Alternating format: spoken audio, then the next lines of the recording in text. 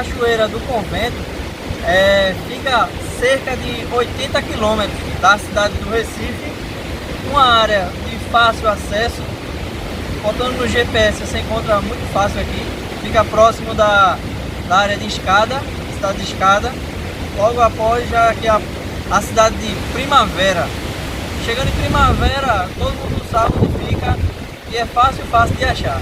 Aqui temos um restaurante aqui, que você pode almoçar, e é muito bom mesmo. Pode vir, traga a sua família para conhecer a Cachoeira do Convento. Bom pessoal, aqui é uma área mais calma que tem assim, que dá até para tomar um banho.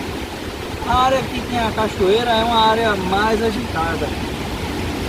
Tem que ter um certo cuidado para não cair, porque as pedras são muito escorregadias devido ao lodo.